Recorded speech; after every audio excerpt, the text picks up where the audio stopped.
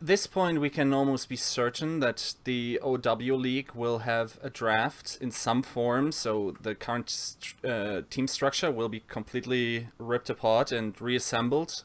And for this purpose, I thought it would be quite interesting to see what the draft would look like if we would do it now. Obviously, that is the draft will be some month in the future, but what would be our version in the current state of the meta, and as well as the skill level of all these players. And for this, I invited scr1be. He's a younger, less tainted, I guess, journalist slash writer slash caster in the Overwatch scene. And in the past, I've had very fruitful discussions, even though we, I guess, have a different philosophy on esports in many ways, but it was still very effective in the way we communicated, and I think that is possibly the best mixture of people you could have when discussing certain topics. And yeah, how are you today? Not doing too bad, man. It's been fun so far, and definitely excited to get on with this drafting. All right, so let's start right away. What's your first pick? The thought process behind your first pick is typically you have a lot of different avenues to really explore, right? Because you can go for the most individually skilled player, you can give the player that fits the most roles in the team, you can go for kind of like even a marketing pick where you say like, okay, well, I want to have a lot of fans coming in, so I want to pick that player. So I was stuck between four people. So the four people I was stuck between were TviQ, IDDQD, Harryhook, and Miro. Now, this is the main reason why I picked these four people. At least I was deciding between it. Was that TviQ and IDDQD, I think, are the people with the most diverse champion pool right now. I think they play every DPS hero very well at a very high level. I think TviQ's one of the hottest names currently, and IDDQD has proven himself to kind of be one of the more desirable picks in terms of like DPS players. I think he's definitely on everyone's radar in terms of like who they want to pick up as they if they want to fill a slot. I think Miro currently is hands down the best tank in the world right now. I think that drop off between him and the second place guy, I think is very large. I think Miro also has a lot of variety in what he picks. Sure, his Winston's really well known, but he also plays a very strong Zarya and Reinhardt as well. So that's something to also take into consideration. And the last one, Harry Hook, is more of an X factor, and that's why Harry Hook is my number one overall pick. Is because Harry Hook, at the end of the day, provides a lot of intangibles, right? So he's very good at, he's a very clear team leader in game. I think he's the in-game shot caller for MBS right now. He's a very distinct voice. He's always very positive in comms and basically just talking to people in general. So he's definitely a great leader in that aspect. But also, besides being a very strong support Lucio player, he's also a very gifted aimer. He's a very good DPS player on those ends. If you watch his stream, you notice, how strong he is playing on the McCree and the Soldier. And MBS has tried to use that to the best of their ability. They have implemented a lot of Soldier strats just to take advantage of the fact they have such a gifted guy that's playing support. And that's kind of why. At the end of the day, I think he brings enough intangibles, enough of an X factor, and has that potential DPS ability to give teams a lot of flexibility when picking later picks in the draft. So that's why Harry Hook's my number one. All right, yeah, that sounds like I can tell you I also have Harry Hook on my list, only just further down because for my money, it's not only because and I guess we have to say this is not a list of the best players in the world currently, right? This is a list of people we would realistically draft, and it's not has nothing to do really in with who is the best player in terms of skill, in terms of it's a combination of all these factors as well as draft position and how they could potentially match up with others, because as we're later going to possibly explain is that some players are easier to incorporate into a team environment than others. And that's why even though, with all that said, even though it isn't a top 10 list, I still think TviQ is currently the best player in the world. And he would also be my number one pick because of the qualities that make him the best player in the world. And that is, he's proficient at either 12 or 13 characters. Like crazy pick sometimes, plays Bastion, plays it all over the place. Like back in beta, I'm actually doing research right now on an article I want to write. Like he used to play, or he played as a stand-in support for what is now NRG with Seagull and everything. Like the skills transition of this kid is absolutely crazy, right? He's also very, very smart. He's deceptively smart, I would say. And I think there's a certain quality to him that I met him at Takeover, and when you meet TviQ, it's like, okay, I saw his stream, this kid is all kebab turrets, you know, kebab. But he's actually deceptively smart. And sometimes you also see it, you know, in his conduct with other pro players when the bullshit meter, you know, among pro players gets too high, and then he just hammers it down with like cold hard logic and doesn't take anything from anyone. But not to go off too much on a tangent, basically he has a crazy champion pool. His top 5 is incomparable to anyone else in the world. Like, he has a silly good Genji, Mei, Pharah, Hanzo, and I'm missing one. I mean, he still plays a very, very solid McCree.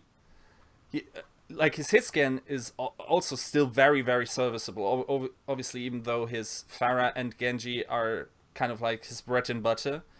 In a sense, he's also, I think he's a great leader in terms of what he provides and does in a team. Like, I was able to observe him at Takeover, and even though he comes off as very goofy on his stream, he's like the calm and collected guy. And he also has a wide range in his play. He can go from explosive solo carry to opening up, like just ripping space and time, basically, open for his teammates. And that's why TviQ is my #1 pick for the draft. Simply because of the diversity and breadth and depth of his skill set. Yeah, so that kind of actually brings me to my second round pick. So I put TviQ at #2. Sorry, not my second, but my second pick overall. The thing is with TviQ, I agree with you completely. I think he's one of the most versatile names on the planet right now. If you've seen any of his games at APAC or Apex or any of those games in different atmospheres as well, you can kind of notice how hard it is for teams to adapt to him, because you don't ever know. He's going to bring out the Hanzo on one map on Hollywood randomly. He might bring out the Bastion on a capture King of the Hill map. He might also bring out, like, you know, his Mei or something like that on defense. He has a variety of champions he can really play at a very high level. I remember interviewing him, I think, right when the Genji nerfs are about to hit, and everyone's very worried, like, oh, is that going to take Genji out of the game? And he straight up told me, it's like, look, yeah, sure, I might not be the best Genji in the world. I think there are other people. He was like pointing to maybe like Surefour, maybe ShaDowBurn. But he was like, but none of those guys can play any of the other characters at the level I can. So he's kind of like, he came off as a kind of like very confident, but also it's very true statement. I think any top 5 discussion of any DPS player, any DPS hero currently has to go through TviQ. I think TviQ's top 3 in all the roles currently. I don't think there's anyone who kind of beats him. I think the matchup knowledge he has by knowing how certain DPS dealers interact with each other is super high ranking. Sure, I don't have him as #1 because I think, for example, TviQ's the kind of guy where it's like, you know, he's the best choice, but if you want, but I don't think, for example, I don't think he's going to bring you the best marketing. I don't think he's going to bring you the overall best X factor, right? I don't think he's going to bring you like the maximum, but he has a very high floor, and he also has a very high ceiling. It's just that I think his ceiling might just be a little below some of the other players, but I don't think he drops anywhere below 2. I think you're crazy if you don't pick TviQ and he's still on the board at #2. I think he's a guaranteed 2. I think he's the best 2 option there is. Basically saying like, well, I didn't get the top choice that I wanted, but I have like the best thing currently on the market, and I think that's why he's at #2 for me. Yeah, my #2 is actually Nevix, and even though he probably is very not you know, that marketable or rather not very well known in the scene right now, he was, for instance, my MVP pick for Overwatch Open. Like, okay, soon took over that final, sure, but all the other maps, look at that, go through all the games and look at his Mei.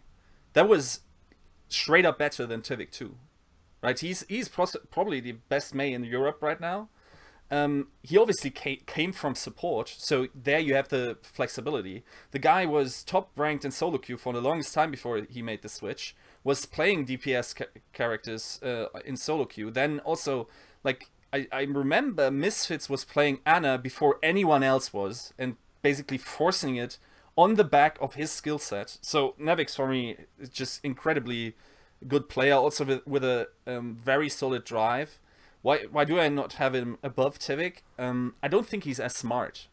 as TviQ is in many ways, and I think he's just straight up beast most of the time. Even though that sounds quite strange for a person that played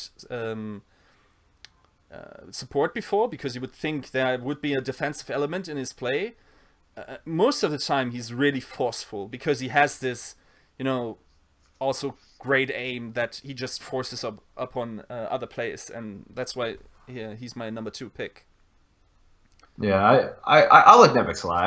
I called him one of the top 3 best mercies back in the mercy meta. I think he's definitely still up there potentially. But I also think I agree. The reason why I don't really have to be Nevix on my list is because I like Nevix a lot, but I feel like in order for him to do his job, he needs a really good secondary player. I think he needs another good secondary DPS, and I think that's why Nevix really shone through at the Overwatch Open. It's because there was a lot of emphasis on the Beyblade meta, where you have that you have that Reaper and you have that on a combination. I think that soon was creating a lot of space for him, and I think that's why he came off being the way he was. I think he's very good in terms of restricting other DPS dealers. I think he's a very solid McCree. I think his aim is really great. I think he's very good at shutting down other DPS dealers. But in terms of, like, for example, I want him to be that game-changing guy. I don't think inherently he's going to be put on a lot of those game-changing characters. I think he's going to be put on characters where you need to have consistent aim, where you need to put out consistent damage, and I think you're going to need to be that rock of the formation. But for my top few drafts for first round, I want someone who's going to be that X factor. He's going to be able to leap very far ahead and create immediate impact the moment he gets on the stage. I think Nevix is one of the better counter DPS players, as I like to classify them,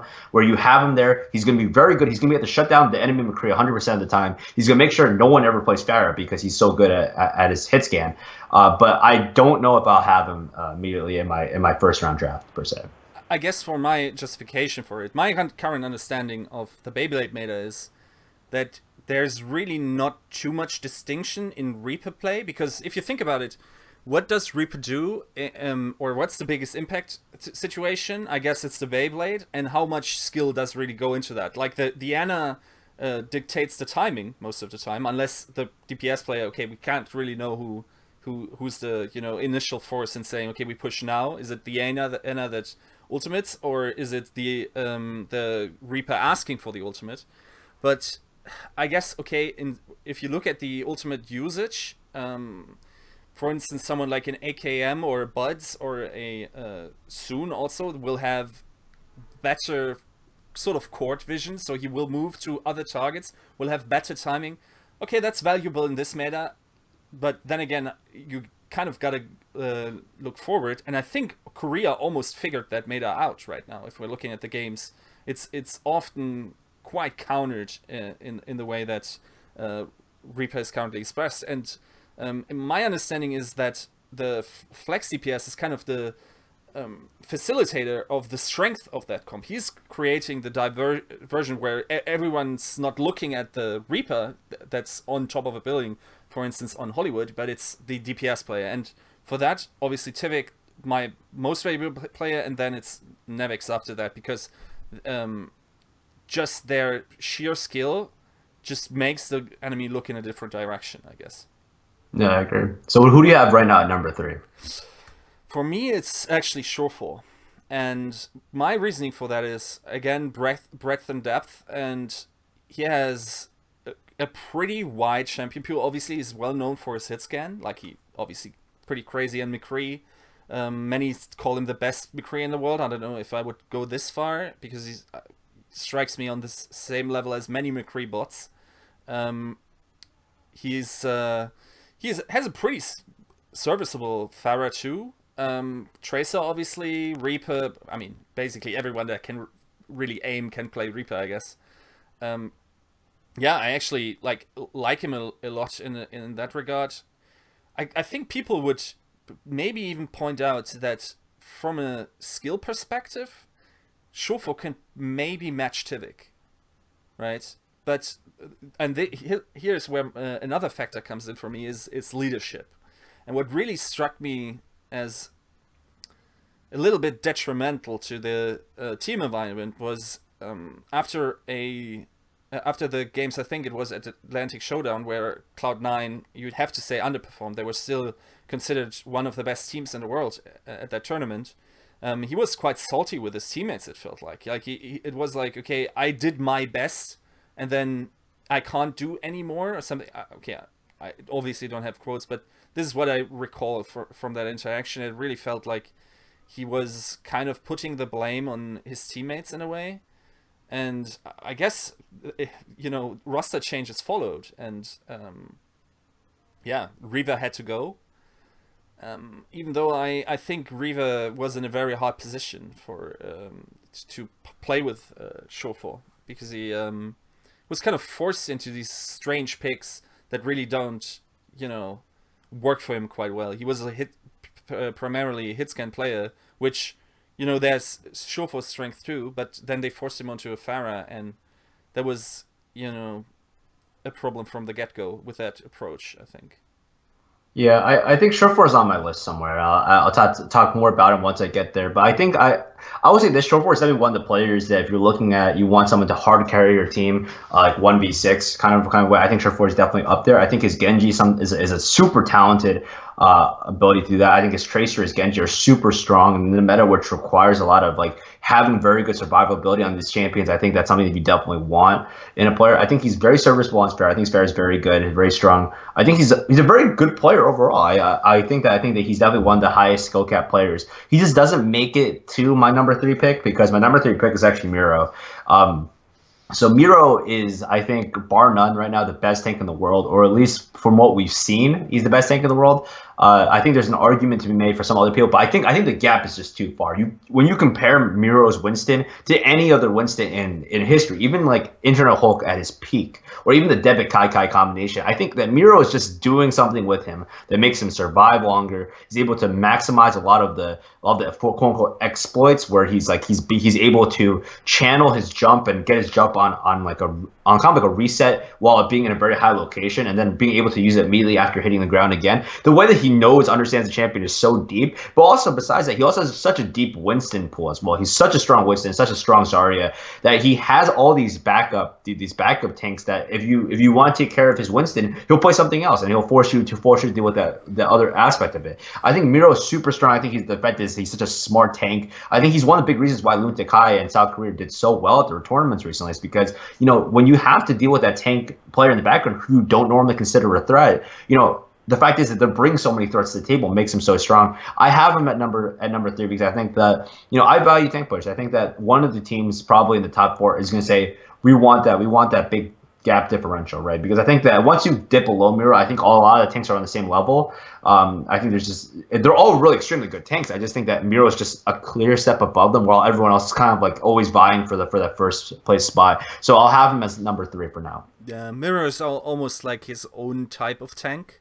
It's very hard to compare it to anyone, because most of these are like these flex, skilled tanks are Zaryas most of the time, right? It's like, and he just makes Winston work somehow, and it's like it's very impressive what he's able to do with a seemingly pretty simple kit, right?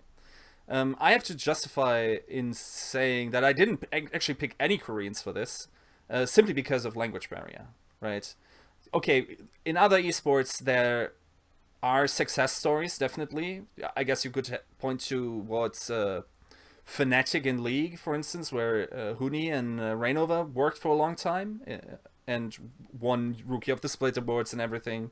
I think it takes a very special personality to adapt into a new culture. I've actually no real information how old Miro is, how he would integrate, what his English is like. I mean, if I didn't have these doubts and I had these factors, and for instance an Eska could talk like perfect English, he would be on my list probably too, right? As it stands, I don't have any Korean, and but I can definitely see why you would put him there, because I guess in the way he does it, he's more like the person that can make a play on his own, and the team can follow up on. He just creates diversion and kills possibly people with his tank, and then communication is less valuable in that sense. So yeah, I guess that's a fair point. Yeah, and honestly, I'm also taking into account the fact is that a lot of teams that will be entering these Overwatch leagues are established esports teams that have on retainer language coaches and stuff like that, that they have the infrastructure ready to be built. Because I mean, as much as we'll say like, okay, let's look at how well everyone's transitioned over. There's a lot of success stories even on CLG with Huhi being, Hui's English has obviously gotten better, but I think people like Rush on C9, like I think there's so many great examples of Korean players coming over and doing relatively well. I think Phoenix, Piglet have both been relatively well. I will admittedly there has been a statement that Piglet isn't super comfortable with English, but I think the fact is that like with language coaches and having this specific infrastructure, I think it is a possible solution there. Admittedly, there is a caveat where it's like solving the Korean problem in any game where it's like, oh, we just need to import Koreans. I don't think it's the right answer. I think there's something behind it, but I think that there's some places you just can't ignore. It's like saying when Faker wants to come to the United States and we're like, well, the language barriers there. We don't know if we want to take Faker. Like, obviously, you're going to take Faker. You're just going to have to figure out ways to work around that. So that's why I have him up there. I mean, I don't think he's at Faker level yet, but I think that it's a very similar argument that you want to make if you have such a high-level Korean player coming into the States. Okay, so he's your number 4. Who's 3? Who's your number 4? My number 4 is IDDQD. Okay. So this is what I'll say is that I think IDDQD is one of the most iconic leader figures. I think he's definitely the guy who's the most vocal about what he says about his team, what he says about kind of the meta. I think he makes very concrete and very strong statements about these things. But also, I think he's a very good DPS player. He has a very wide variety of characters that he can potentially use. So he's like TviQ in that sense. I think he's like a more, how should I put this? He's like, if TviQ was like a character in Ender's game, I think that like TviQ is more like Ender, right? Because I feel like he's a very smart guy, but at a whole he's not super. He's not gonna make any super strong statements. Not gonna do a lot of things like that. But I think IDQD in some way is more like a Peter Wiggin, where he's also Peter Wiggin is like an extremely smart guy. I think the guy's like as smart as Ender is, but I think he has that little bit of an edge to him in terms of that aspect, where he says some stuff. He's more of like a vocal person in that aspect. That's kind of where I have IDQD as. I think he's very similar. I think he might not hit the high points that TviQ is, but I definitely think he has the ability to get to that the ceilings much like at the same level. I think he's a very good player overall, and also he's a free agent, so you definitely have to be thinking about he has no current allegiance to any team, but he's also a very strong player. I think that he's always someone that whenever he's on the free agent market, I think everyone looks and says, well, we could definitely make an upgrade if we insert IDQD in here. Definitely, yeah. I guess I will talk to him later when I come to him, but he was also a takeover, and he seemed to be a pretty diplomatic and nice guy that just wanted to hang out with everyone. And it's quite strange that he was then kicked from 2 of his teams simply because of... I mean, I can't really conceive of a situation where he was kicked for his skill, right? Yeah. I mean, that's something you have to think about. But also, I think it's because he demands perfection so much. If you talk to IDQD, or at least I have a lot of people, a lot of very friends who are very close to IDQD, he's a guy who's has a lot of emphasis on perfection. He wants to do the best that he can, and he tends to push people to try to be the best that they can. And when they can't make it, obviously there's that conflict, right? It's a very similar person. It would be like Simple from Counter-Strike Global Offensive. Simple's been kicked from a lot of teams, but bar none right now, I think he's one of the best players in the world. I think that no one makes that argument. Yeah. He's just so gifted. But the thing is, like when you demand excellence out of everyone, and then in your head you're thinking, well, I think that my teammates can make it there, because you had that respect for your teammates, where you think like, okay, I think they can make it to this level, but when they kind of like disappoint you and they can't make it, you get frustrated. I think as a player, I think that's something. But obviously, we don't know what's going on behind the scenes. This is all just speculation that we're trying to draw from like other examples of other esports players as well. I think IDQD, from what I've heard, he's a great guy. He's very nice in person. I think he's an awesome guy to be around, grab a beer with. I think he has that edge. I think that's what maybe kind of doesn't make him another TviQ. I think he has that edge that might make him a little hard to work with. But I think honestly, bar that, I think he's fine. I think if you give him the power to pick his team and really give him control to really make the team better, I think he will 100% make the team better. Yeah. And I think if you look across all esports, this is kind of the curse of the high-skilled player, right? Not the cerebral player that, outthinks you or outsmarts you and is very humble, but the kind of player that just gets in your face and just because he can click heads faster than you can, he just overpowers you with his sheer skill. And I think for those people, it's very hard to think of from the position of his teammates, right? I think that this very same thing is actually what happened with Surefour, and also, and I guess this segues nicely into my fourth place pick is Taimou, right? He was kicked from IDDQD before and was picked up back again when TviQ left for Rogue. Or I guess it was Maidong first. Like, Taimou has, for me, like, if you look at his highlight reel and the craziest plays, also offline now, it will be hard to find someone that has a similarly impressive just highlight feed. Like, the skill ceiling of this guy is absolutely insane. And at first he was kind of a hothead. Then there is, he was always a Twitch troll, which was kind of unfortunate that it had, to end in a way that it did for the OGN stream. But, like, what really surprised me was when he came out with these instruction videos where he kind of laid out his thought process and really showed me that he understood where his skill comes from, that he actively practices and has these techniques to also improve. Like, in that way, he's not a stupid person, right? He's not just like coincidentally high skilled, and he just woke up one day and his hand was basically aiming heads all day. There's a process behind him, and he also started as a support in Overwatch, which is absolutely crazy to me, right? I just remember him being on Mercy for a relatively unknown team, and he like clicked heads with Mercy back then, and I was like, okay, he's like, I remember talking to Mitcher, one of his teammates, and he was like, yeah, he's very gifted. And then he switched to DPS, but basically just played McCree for the longest time. And I mean, for the first beta weeks, he was, or month, I guess he was the strongest McCree with Volataha, I guess. Nowadays, like, what also very impressed me is that he picked up the Roadhog. So, like, okay, he kind of seems like the person that just plays one character, becomes a specialist.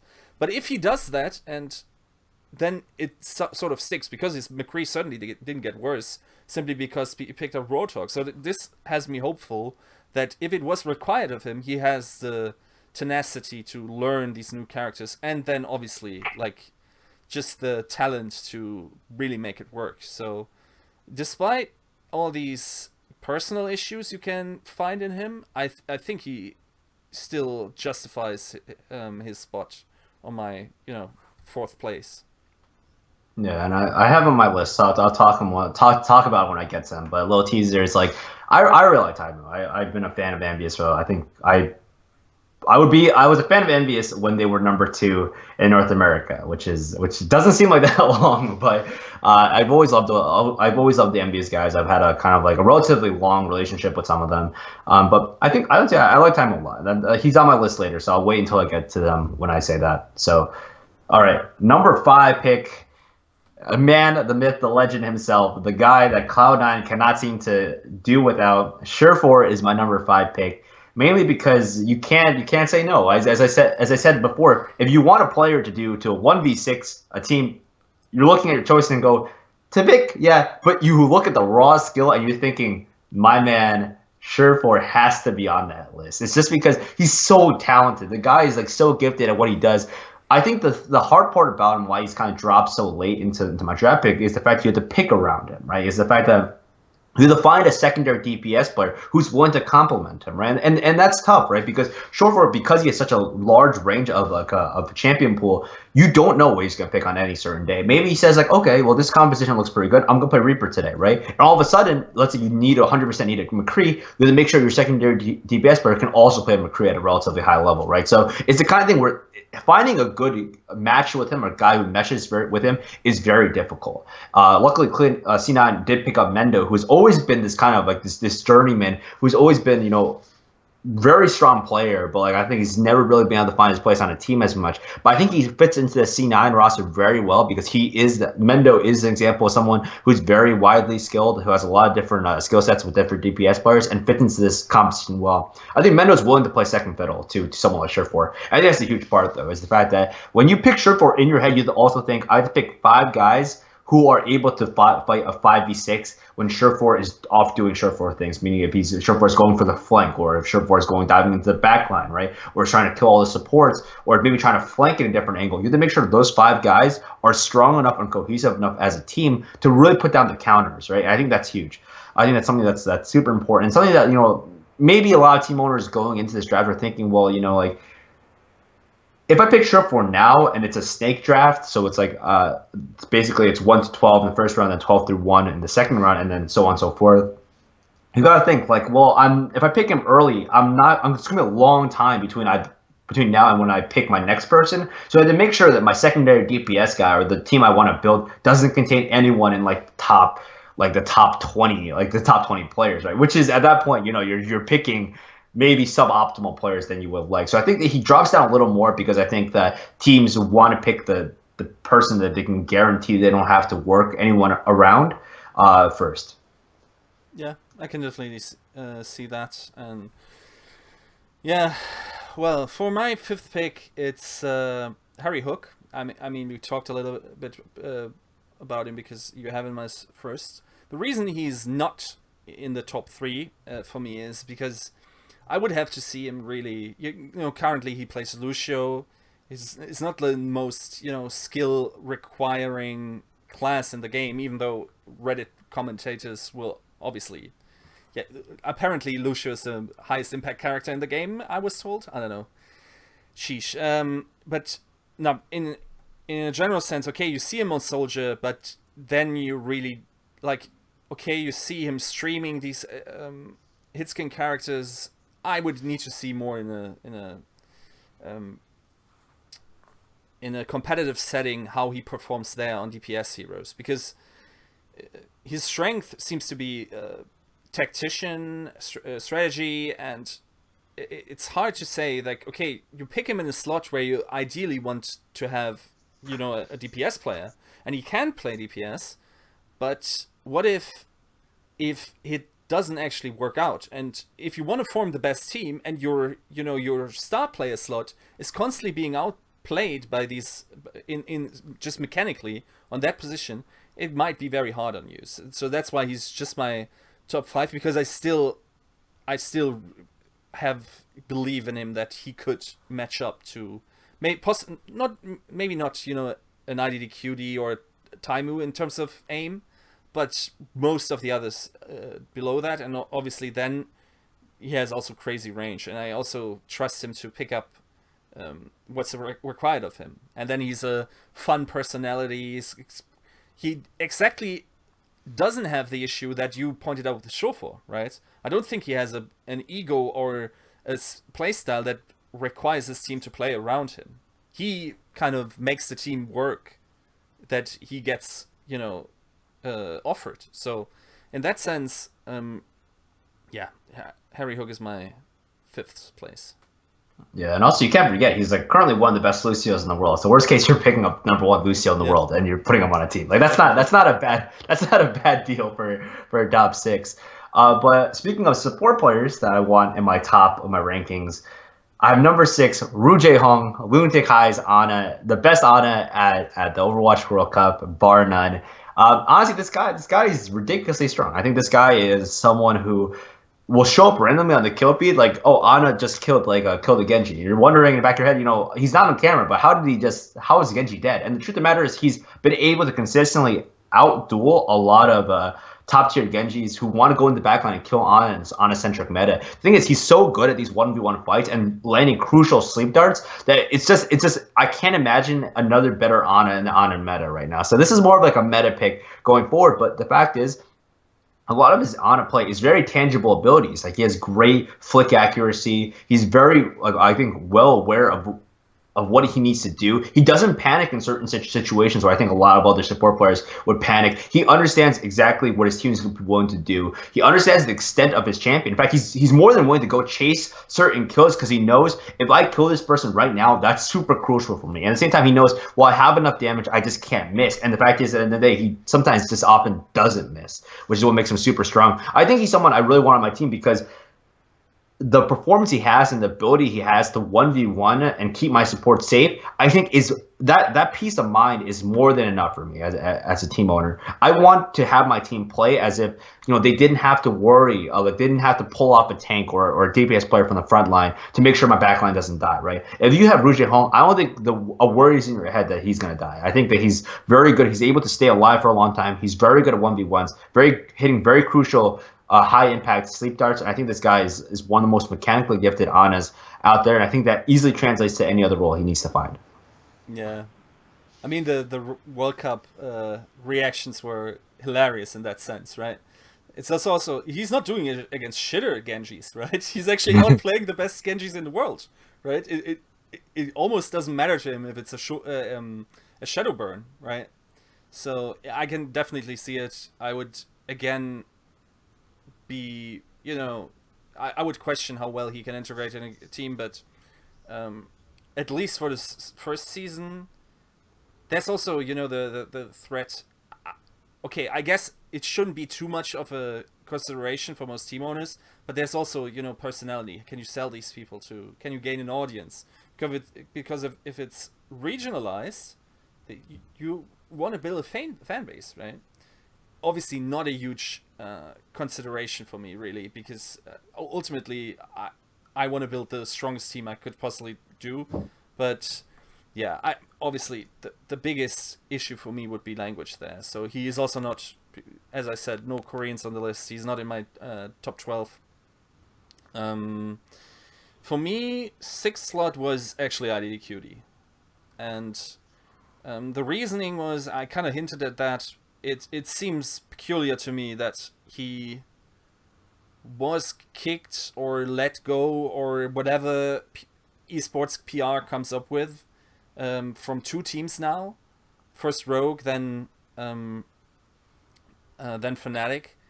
And then also, what you also have to consider is, why did NRG not pick them up? What do they know what we don't, right? Because if you think about it, IDDQD, for gods, would be an amazing slot in, right? You have Seagull that creates space for IDDQD, who could then use that diversion to simply clean up, and he does that very well. And he not only does cleaning up that well, because his McCree is also so forceful that he actually can be the aggressor, which is not, you know, 100% given for McCree players. Some just like to sit back, like to sit on the payload, then have the other player, DPS player, create the diversion, and then they, you know, run in and clean up the 50 HP, 150 HP characters from behind. That's not what IDDQD does. Like, from the very beginning, he has been all about them left clicks, you know? When everyone was right clicking because Fan the Hammer was ridiculous, he was already just clicking heads left and right. It was one of the, yeah, possibly, like, he was, for instance, at Takeover, many people thought him to be the best McCree at this point simply because he mastered the left click. He's sort of like in his first bullet accuracy is like a Scream, almost, you know? Mm-hmm. So, then again, I haven't seen him play a Project Tech character. Maybe you saw him and perform decently. I'm not, like, that's also one thing I consider when I pick a team. It's also, you know, in esports, it's sadly often that you have to be kind of meta resistant, right? Like, if you now pick someone that is a crazy good specialist, and next patch the character is nerfed into the ground, then you're stuck and hope that your star player can pick up another character on that level. So obviously not a big issue with IDDQD because he can play basically every hitskin character to crazy levels, right? So yeah, that's my 6th pick. Yeah, and I'll say there's a lot behind the scenes that I think not a lot of people can talk about in terms of like what's going on with IDQD situation. I don't think Energy not picking him up was were directly related to IDQD personality wise. I think any team would definitely be willing to pick him up. I think there's some other stuff going on in the background there, so I'm not really going to comment Okay, so much on that. sure. But Maybe he uh, already has a contract signed up, right? yeah, We maybe don't he know. does, and that's something that's going to be very difficult. So okay, so who do you have for number 7 right now? Hmm. Okay. Probably a name you just also don't have on your list. It's AKM, and I think AKM in a sense is on par with all these other hitscan guys we mentioned before. Is IDDQD, Taimou, Surefour. They're basically very similar players in a sense. Um, AKM also plays a pretty solid Pharah. A lot of people actually don't have that on their radar when judging him, but for a time, and it sounds crazy because they have TviQ, but he was playing Pharah for, I think, it was about 3 weeks, and he was very solid. I almost considered him better than TviQ at that point. Now, obviously, he now kind of specializes in the hitscan characters. The reason I don't have him higher is I have this suspicion that TviQ makes him look better than he actually is, in a sense. Because I think it's very hard if you have like monster aim to not shine when you have TviQ on your team. Because he creates the space for you and just is able to create these opportunities where it's very hard not to be, not to look like you're having a big impact. So AKM is my number 7.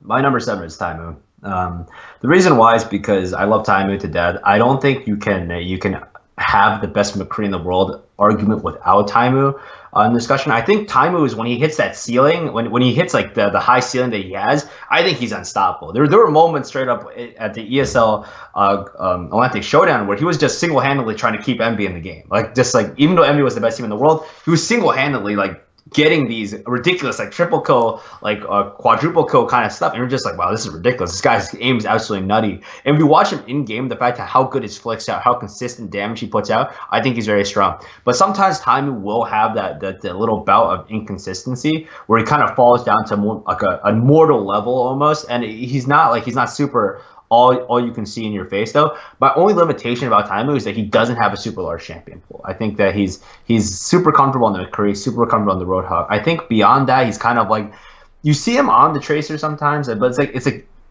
I feel like he doesn't have nearly the all-encompassing pool that I think a lot of the other higher picks have. I think he's definitely able to go into that direction. I think he's definitely someone who can pick up all these characters and then play them to the best of his ability and be one of the best players in the game. If he can do that, I think he definitely rises in my pick order. But I love Taimou. I think he's definitely one of the best players in the game, bar none. He's also one of the more entertaining people. I think he's definitely a great personality to have on your team. He's funny. He's goofy.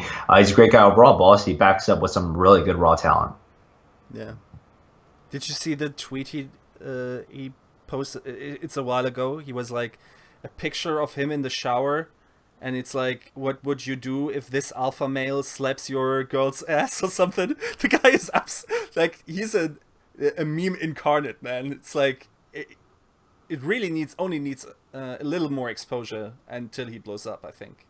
Yeah, I like him a lot. Taimou's a really good guy in person. I think he's a really super nice guy. He's goofy a lot. I saw him a lot at BlizzCon. A very nice guy, but he also takes his job incredibly seriously, which I think is something that I like a lot about him. He's very serious in game. Like when he lost, I think when he lost against Sweden in the third place match, he was very down. That's all I can say. When I bumped into him briefly afterwards, and it was very obvious he he was kind of like, I lost, but he definitely felt bad about his performance. He takes a lot of blame on himself when he loses games. So I'm definitely glad there's someone who's that passionate about the game on my team. Even though he was just like dragging bodies basically over the finish line some games at BlizzCon, right? So Yeah, I mean, crazy performances in some games. I mean, he's good.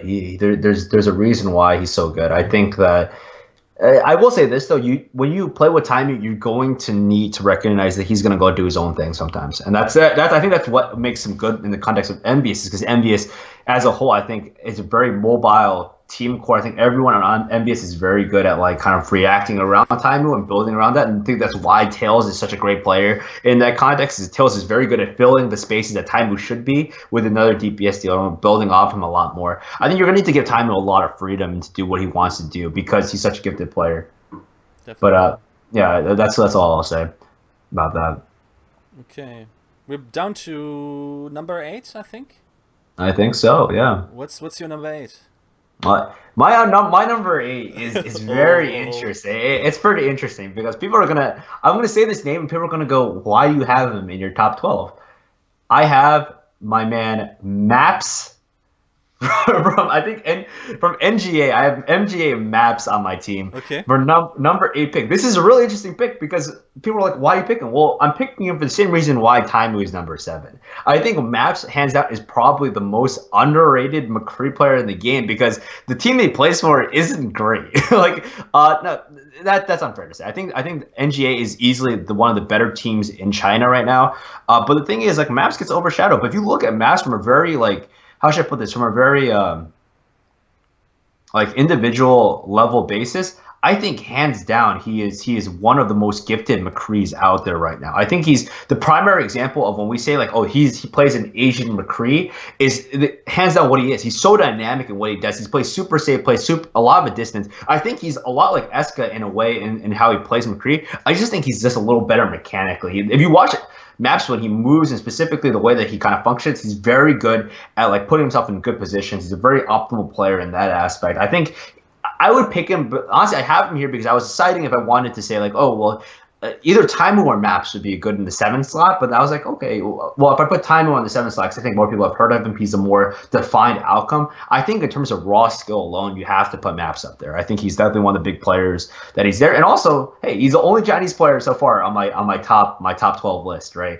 On my first round list. So you buy an entire market by picking him up. I think he's definitely one of the most notable Chinese players right now, and I think that I honestly. Hey, I could be overselling the guy. I think that there's still a lot to be seen. I don't think China has stepped it up as much in terms of Overwatch performance yet. But I think that if there's one player you're going to watch in China, I think it's going to be MGA Maps.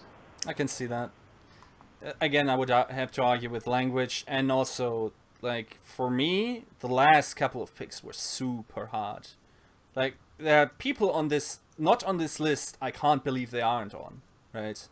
So for that to include someone where I'm not sure how he could slot in a European/American team, questionable. Because you also have to consider, even if he was talking English, he would also have an accent, and that is also true for some of the Europeans, right? If I don't know if it would be a problem if you had him and ShaDowBurn on a team. Could they communicate effectively with one another, even though if he was able to speak some form in English? It's hard, right?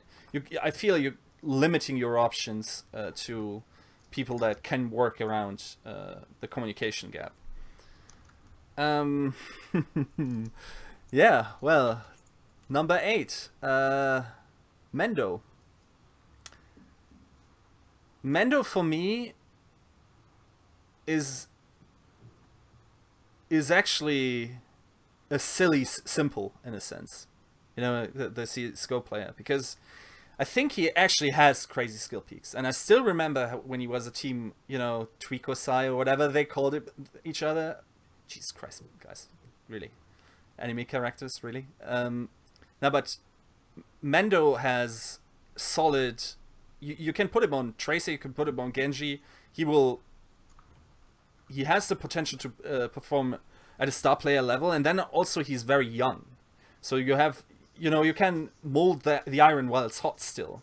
I feel like you can, if you can, and then there again are the personality issues, because also he was kicked from a couple of games, and a couple of pro players have come forward and talked about his shortcomings as a person, missing some scrims or whatever, right?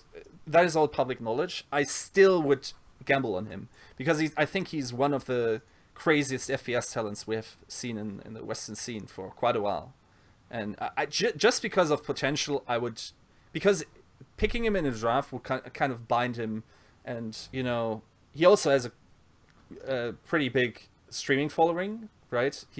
he's probably also going to blow up soon. So, or is actually quite popular, I guess. Would he be number 3 after Seagull? And then, I guess, is it TviQ, second biggest streamer? I don't even know. I don't follow Honestly, yeah, I honestly don't know the numbers in terms of but their he's stream presence. quite well known, I guess. And Yeah. you know, in that sense, because he's so young, because he has these crazy skill peaks, because he doesn't seem to be limited by either hit scan or projectile, he was my 8th pick. Yeah, I agree. I like Mendo. Mendo. I'll say this: Mendo might be on my list. It depends how I'm feeling once I get down there. But Mendo could be on my list. Anybody else potentially could not be. Okay. But yeah, so yeah, I agree. I think Mendo's in a good place. I think he's definitely one of the players you have to really consider when you talk about the best DPS or the best flex players in the game right now. He's always been on the conversation for this. He's always been on top of that ladder. In terms of this, he's always had the individual skill to do it. He's just had to move around a few teams, and now I think he's settled in Cloud9, and we're seeing how good Cloud9 currently is.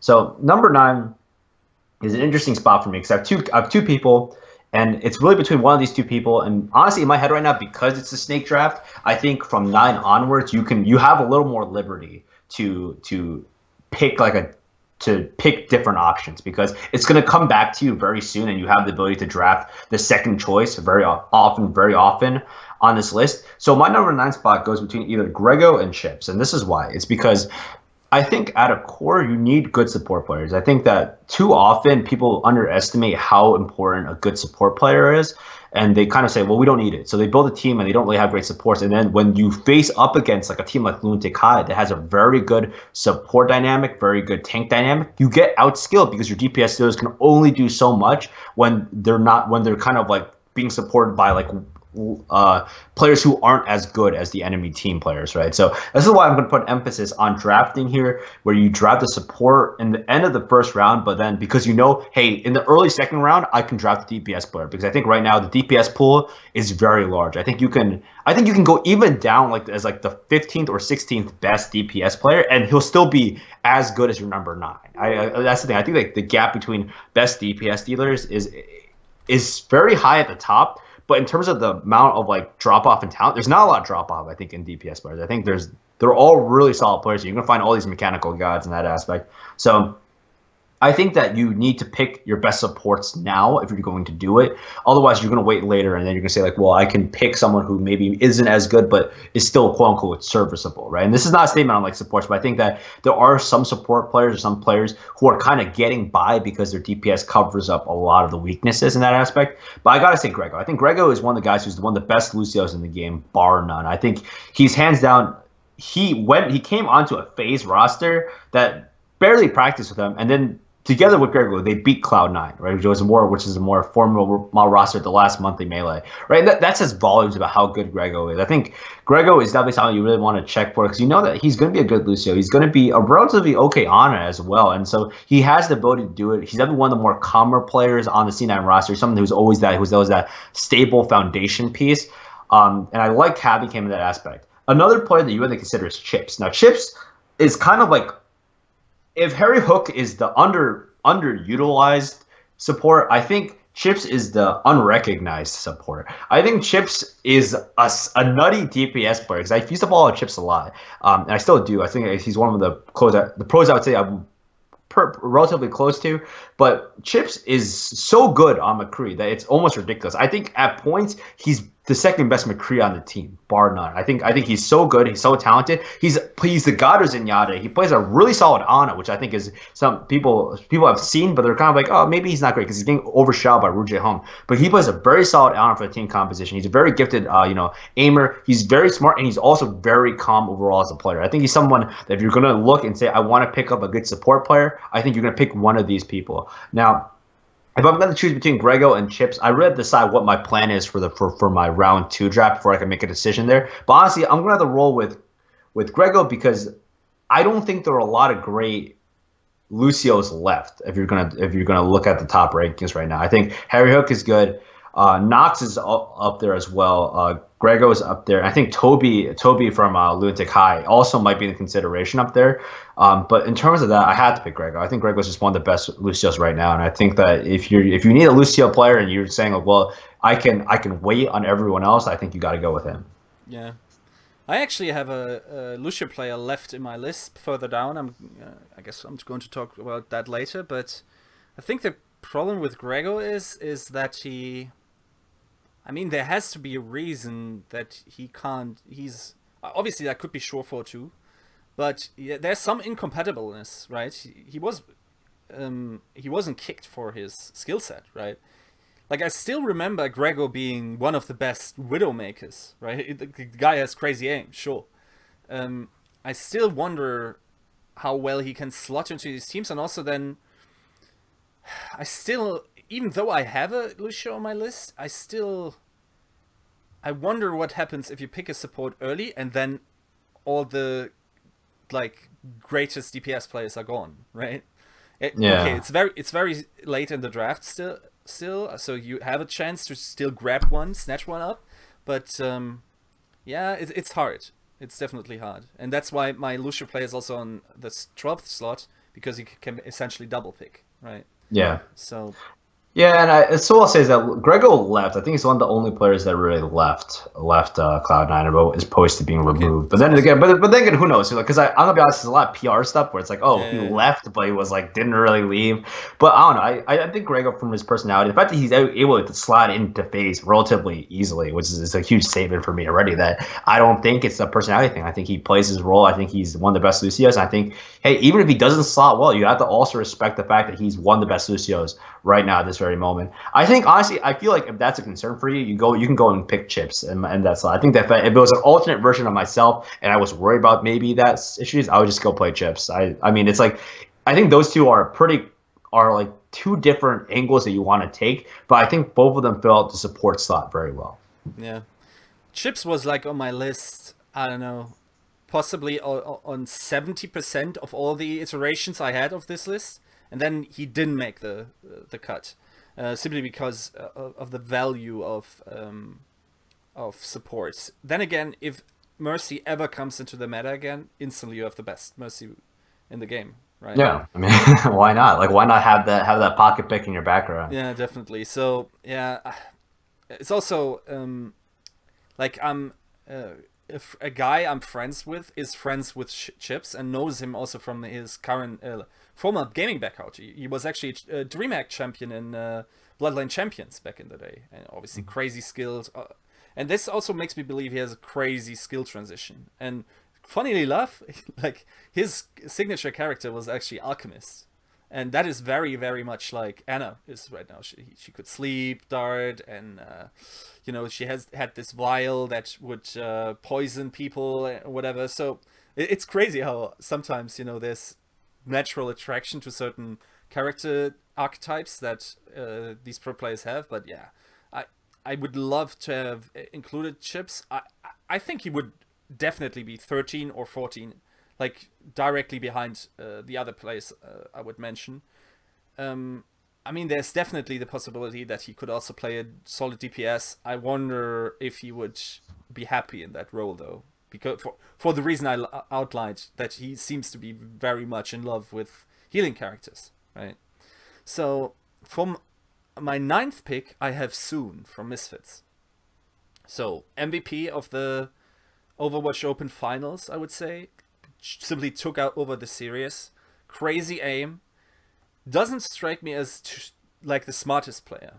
He is kind of like these intuitive skill beasts, you know, like in Avec was in Quake or something. Like just someone that if he smells blood, you're done for, right? He's like the shark that doesn't let you go. And that's essentially Soon for me. The biggest thing that stands out is like, okay, again, as I outlined before, I think it's quite hard to judge a Reaper skill by ultimate placement or timing. But what he does outside of the ultimate, and he simply doesn't lose Reaper 1v1s. That's the craziest thing for me. And then obviously, great McCree, right? He's quite limited as his champion pool. But if we've learned anything, I think across the beta until now, McCree is very hard to get rid of, right? In the meta, he almost always seems to have some sort of place, and that's possibly because these players that focus on McCree just have a higher, because they are basically specialists. They can make the character work where if you had two robots playing them in 100%, it possibly wouldn't, but their relative skill set is just higher, and that's possible. But yeah, in general, I don't know. It's also the question if he needs a team built around him. I don't know. It's hard to say. He also, I sadly don't have, like, I didn't watch any streams of his if he's easy to be around, or how his role is in a team. It also feels like you just let him loose and do his thing, like we said with a couple of other characters, like a Surefour, like a Taimou, right? So Soon for me is like an IDDQD or a Taimou with a skill set shifted more towards Reaper aggression, so to speak. So that's like, if you want a skill beast to have him in your first draft. Also, then again, you're on position 9. You have a good chance to pick a person that could, facilitate him in some way. So, yeah, that's basically my justification for having him on the list at all, I guess. Yeah, I agree. I honestly, I like Soon. I think Soon's definitely a player who's been on the come up for a while. I think he's been one of the best Reapers for a while now, and now he's finally getting the notice that he needs. Honestly, this is kind of what's tough about picking DPS characters at the end of the day. Is like, you pick DPS people and you think about it, like, well, I can go any of these different routes. All these players are really solid, right? But we aren't in a timeline where we've seen all these different DPS players play against each other, right? Like, for example, we haven't really seen Soon play against the likes of I guess we've seen Soon play against a lot of other DPS players as well, but we just don't have enough data in terms of how they would do without their teammates, how they would do in different environments as well. So it's hard to really say, because at the end of the day, who knows who's getting so much support. Maybe like a team like Misfits is like saying specifically like, oh man, like, we have to put him in a position where he does well, right? Yeah. We specifically do that. And maybe the moment you lose that background support that we don't know about, like, maybe he becomes more like a more mortal guy, like he becomes an average player or something like that, right? Or, I mean, obviously he's above average player, but it's like something like an average pro, right? It's hard to really get the grasp on what these people really do. So I would say, I think definitely Soon is someone you definitely have to consider in your top 12. I think that it really depends on what angle you really want to go, what drafting style you want to go with. Yeah.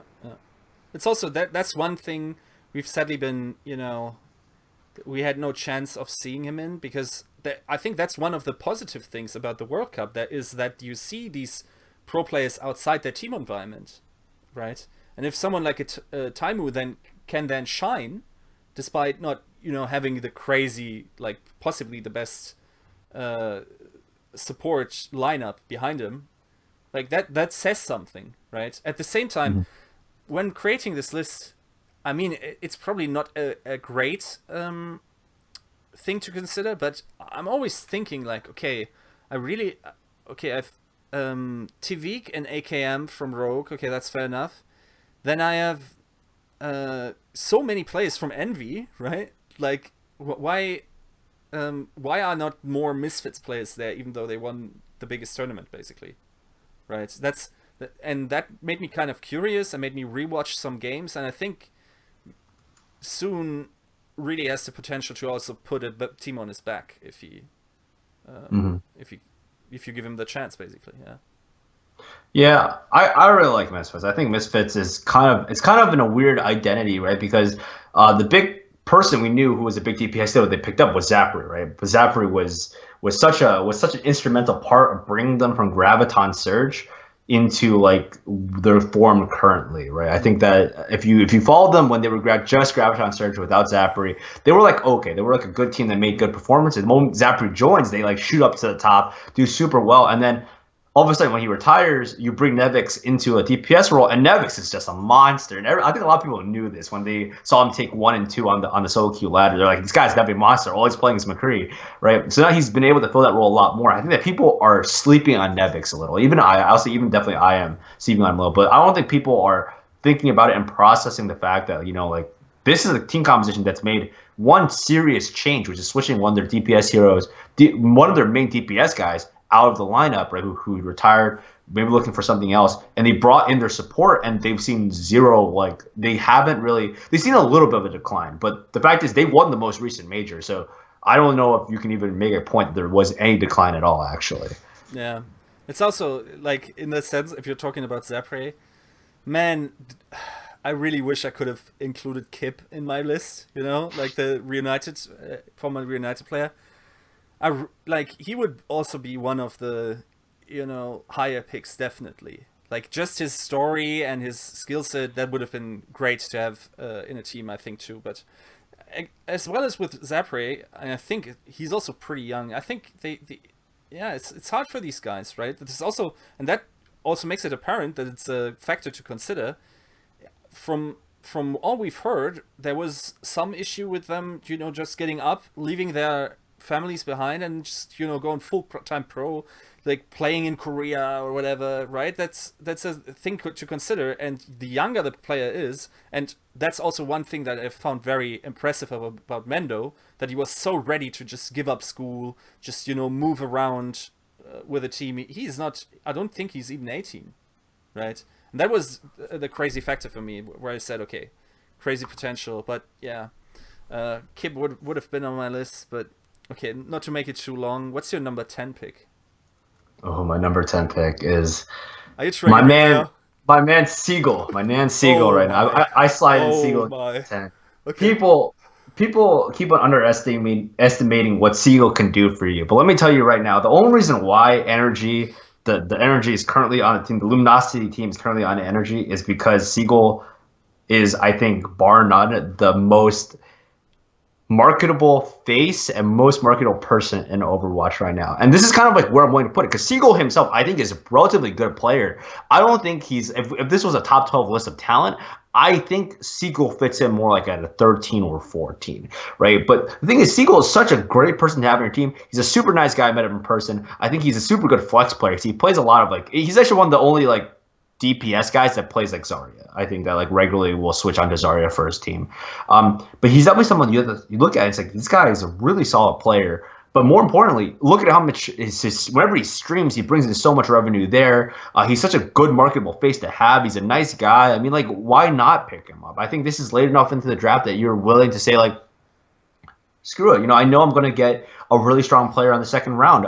Why not take this guy? And honestly, I would be surprised, actually, if Seagull fell this far, especially with the amount of emphasis teams are currently putting on in terms of making money. If you want to make money, hands down, pick Seagull. Seagull is a good player. He's definitely shown he can carry some games at times. He's also a very marketable person. I think he has the best of all the characteristics that people in terms of all the metrics people want to put out there in terms of why you want to draft players. I think Seagull's very close to the top of a lot of these metrics, and he beats TviQ when it comes down to marketability. And I think that in and of itself is already a huge thing. That's why I have Seagull at number 10.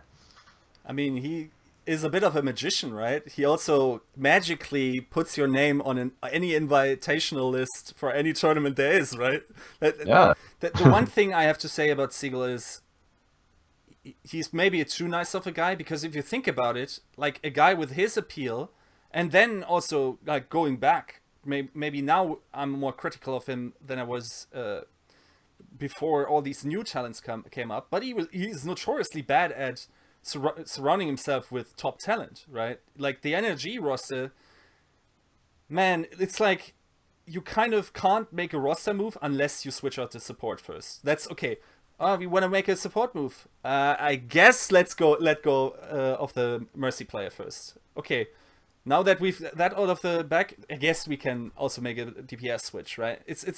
Their entire approach really is quite frustrating. And also, I have to say, I don't even think, and that is highly controversial, rip me up in the comments, but I don't think he's the best player on NRG anymore. I think it's actually Enigma.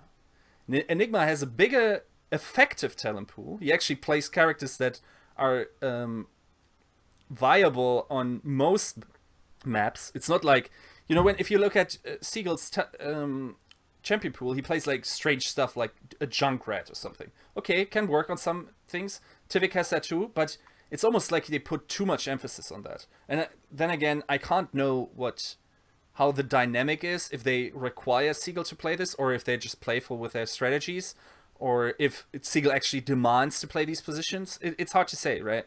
But in general, I think it's if I'm building a team, and I guess we talked about this before we started recording this, is if I'm building a team, I want to have the absolute best players on that team, and then hopefully popularity will follow by simply winning games.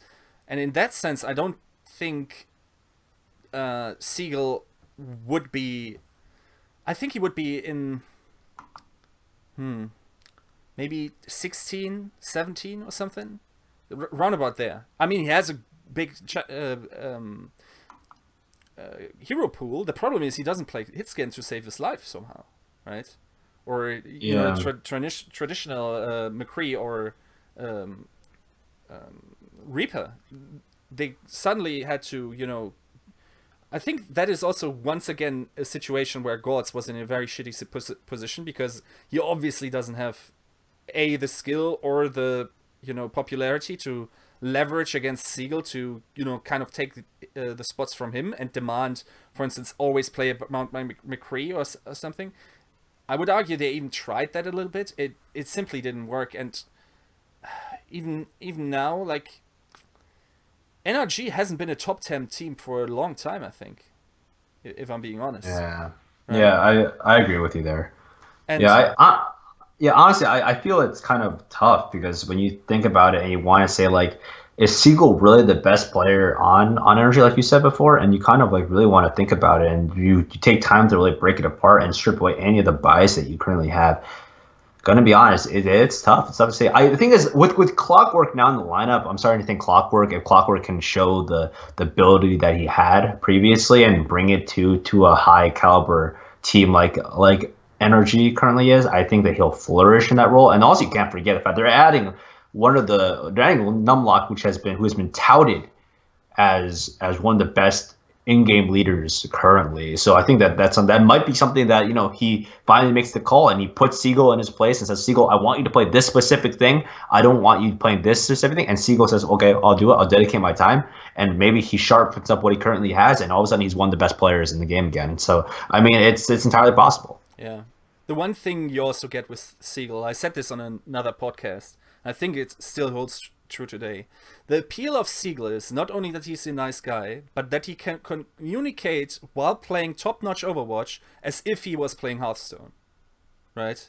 It's crazy that he can, like, most players need to concentrate on their aim, on their movement, and can't communicate at the same time. And that also, if he was to develop a strategical understanding, which is honestly the easiest thing to instill in someone, than the ability to talk while also playing high demanding characters. I think he has also a future as a shot caller potentially, right?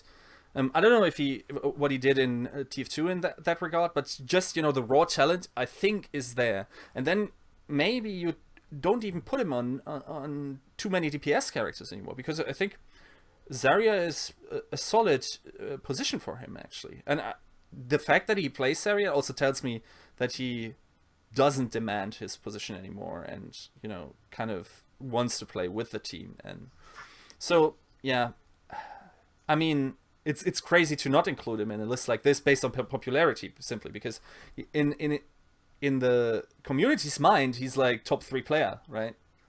But I'm not sure if that's even true. Or I'm sure that's not even true anymore. And also, you have to also consider that I think that tank Miro is actually also very good, especially in NA for a tank. Okay, there's the face tank. I'm still not sure how his name is pronounced. Faction or Factor Fiction. Yeah.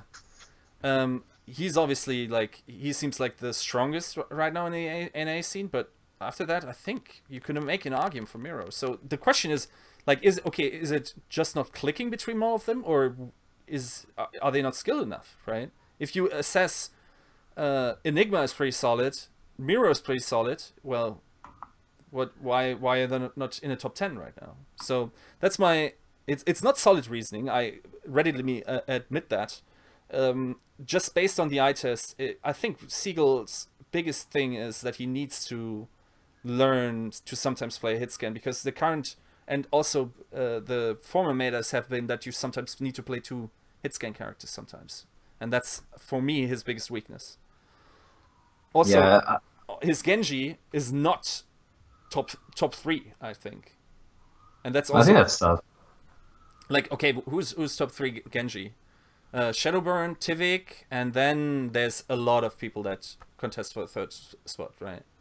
Yeah, I honestly, I'm willing to give that 3rd spot to someone like Surefour. I think Surefour Yeah, is definitely, yeah. good enough to be up there. But yeah, I think Milo is always, I don't know. Milo has always been a tank. I think he's good. He's good in the context that he has. He's definitely a stable guy. I think that sometimes he mispositions and sometimes he does cost his team the game at points. But I think he's good enough there. I think the honestly the problem with the entire thing was that they need to redefine their identity. I think that as NRG, they spend so much time building around Seagull, and the fact that Enigma is such a strong DPS player as well is like, it's kind of something where you really have to think, like, why is Enigma on the flex position, right? Enigma should be a DPS player. Let's switch Seagull onto the flex position. But then you think about it, well, we're going to lose all the projectile thing that Seagull has been able to bring in the past, right? We lose that Genji flex all of a sudden that he could bring out of nowhere. So it's about them recreating their identity. I think that they'll have a better idea of it once they start integrating more as a team in Korea. Right now, I think that once Numlock comes on, I think once Dummy is obviously a very strong player. So I think when Dummy is able to work a little better with Numlock and they get all their communication down pat, I think that that's definitely something you have to look for in the future. I think Energy could be making huge advances. I think it's all about how well their new additions mesh, as well as rediscovering their identity. Yeah. Okay. Number 10. Did you name your number 10? Yeah, Okay. my number 10 was Seagull, so we're going with number true. 11. Now, Oh. I have to mention my number 10. And my number 10 is actually the Genji God. It's actually ShaDowBurn. Oh yeah, I love ShaDowBurn. Okay, ShaDowBurn, why? He appears to be a little bit of a, Genji bot and almost plays nothing else. If you really look into it, though, he has a crazy Pharah. So, like, if she ever gets back into the meta again, sadly not with the next patch, but he's right up there with the best Pharahs in the game, right? I would almost say he's Tailspin level in that sense. So, and what he also has is a very, very good Hanzo. Okay, it might sound unfair to say that someone that basically only plays projectile heroes is I dismiss someone for that, Seagull, and then pick someone with the same skill set and possibly less heroes. But the thing is, I think ShaDowBurn is just so excellent on these 3 picks that it justifies his spot there. I think it is almost, even though it was sort of exploited by the Koreans, I think he was kind of caught off guard by their strategy. And I think if he had more time to adjust to that, I think you can actually really you would see him improve a lot and have the ShaDowBurn impact again. I don't think it's a problem with Genji per se. More like a knowledge base. Like, you simply don't have these, crazy apes jumping towards you that are just like godlike, that are above everyone else. You don't encounter them quite often, right? And the other thing is, like, FaZe has been, like, from the talent lineup, it felt like they are overachieving in a sense. And okay, with Grego, wow, yeah, obviously great person, a great player to pick up in that slot. I'm unsure how good TviQ really is. Like, TviQ, as in, as a facilitator for ShaDowBurn. If it turns out that TviQ can make more people work than just ShaDowBurn, and it's actually not only ShaDowBurn that's carrying FaZe a lot of the time, then fair enough. Then I guess I have to concede that ShaDowBurn wouldn't be such a great pick. As far as I have my data now and how I understand Overwatch, I think ShaDowBurn can be made to work, right?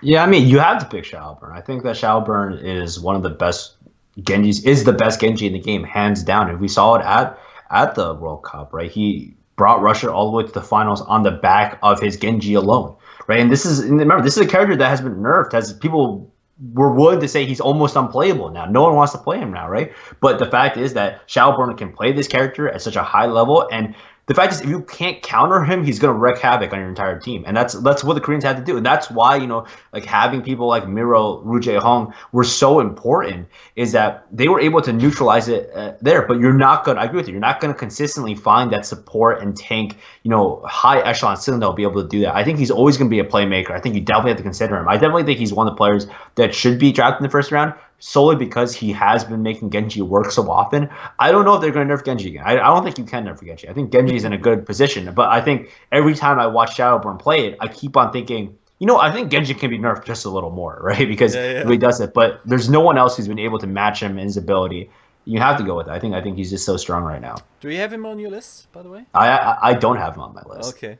But he'd be sliding in at 13. I think the reason why my list is a little different towards the end is because I'm thinking about some riskier picks that you can pick now in case someone surprises you, and then you know that the guy's going to be on the board later, right? So you can kind of roll there. But I think he slides in as like a 14 or a 13 for me for ShaDowBurn.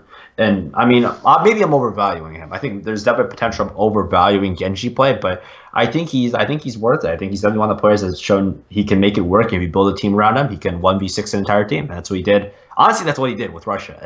I think no one expected Russia to beat Finland at all. And then he just goes, oh, okay, well, I'll just do it myself, and just does it. So very strong player. I think that, hey, he's someone to definitely consider. I mean, I didn't even think about that, but that's exactly the proof of concept, right? So that even without Too Easy, just with some other DPS, he was able to perform on a world-class level. So this kind of proves the point that he is able to slot into more teams than just this phase that is set up around him. Even though I think they had a little bit of bracket luck, but still, right? Yeah, you could say that. I mean, if they meet Korea earlier, we maybe don't even get to see ShaDowBurn shine as much as he did, right? Yeah, that's the problem sometimes with these seedings. With these rosters, yeah, it's hard to really say. But I mean, he played with a good team. I think that the team he played with was super solid, and I mean, yeah, it's really tough to say. I think the World Cup did demonstrate that he's a good player the way he is, but I don't know. He that's why he doesn't quite make my list. Is there's so many questions about him. Like, am I willing to say, like, I'm willing to take a Genji player, like almost a Genji Olympic? You did highlight a lot of champions, but the reason why I would pick him was because of how dominant he is on his Genji. So am I willing to take that risk, knowing that somewhere else in the league there's a Miro, Ryujaehong, or there's a Miro, like another combination out there? Like, maybe not. Maybe it's like, maybe I'll save him for like a later pick in the draft, because I will say this: I think he's flying under a lot of people's radars. I think maybe I'm underestimating the fact that he's flying under a lot of people's radars. But for example, when I was making this list, ShaDowBurn was like, I thought about him, but he was never like he was someone I was like, okay, I'll definitely pick him. I definitely want him. But in terms of like,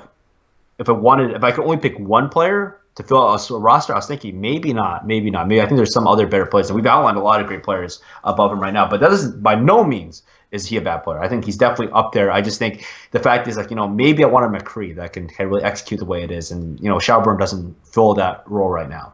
Okay, number 11. Oh, number 11. So I said I liked Mendo on my list. I said I wanted Mendo on. It's maybe. I was thinking about. How are you feeling right now? Are you honestly feeling like anime or? Well, I'm gonna say this. This guy that I'm gonna pick instead of Mendo is because I recognize how good he is.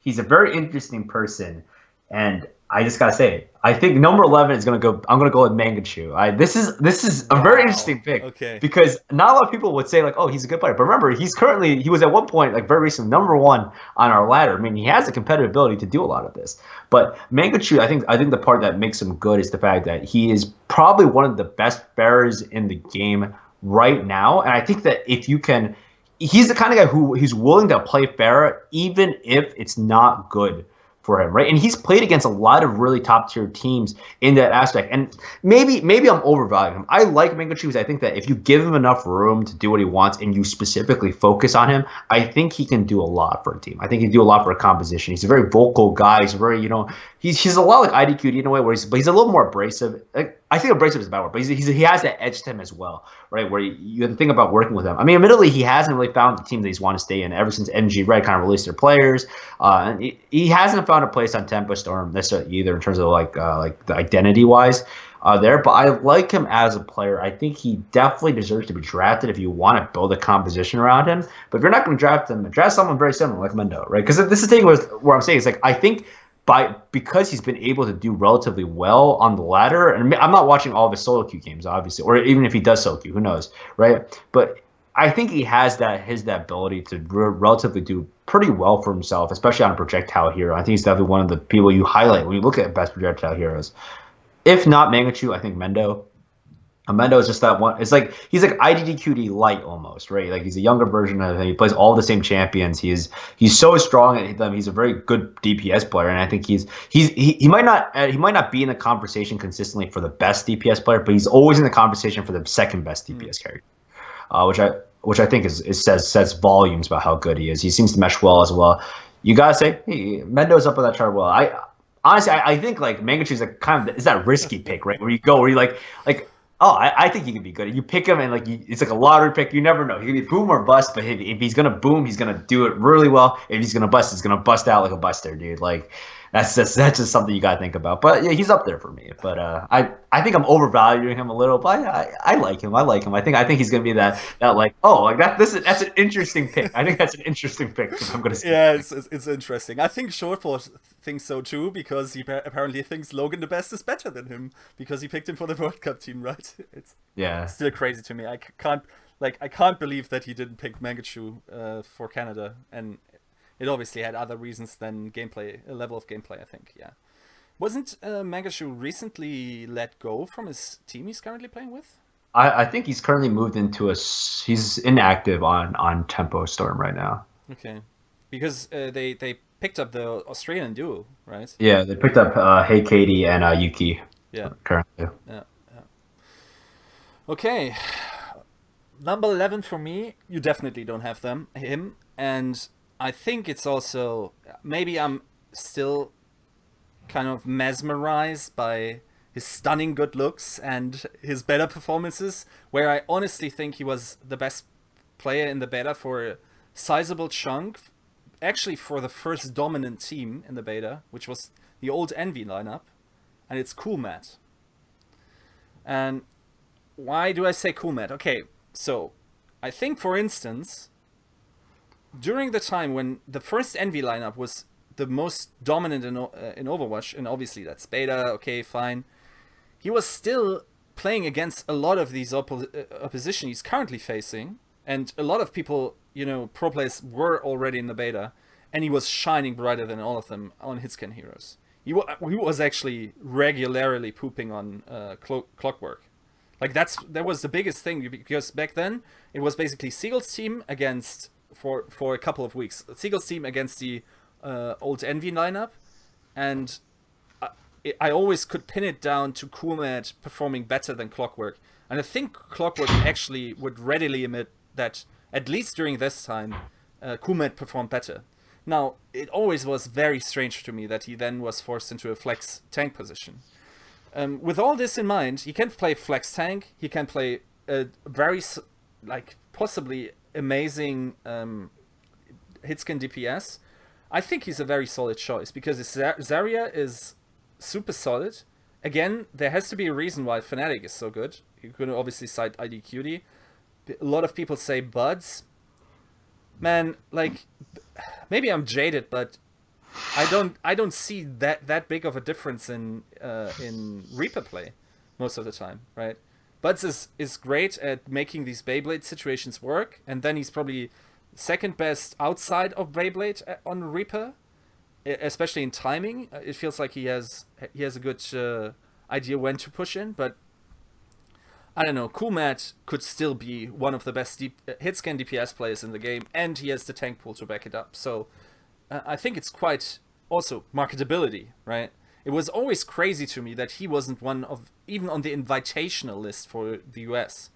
And it was honestly kind of upsetting that Blizzard didn't send him an invite email when he was like the star player of the first dominant team in Overwatch. You know, the first Overwatch team that was dreaming big, that was leaving their jobs behind, that was quitting, that wanted to go full time.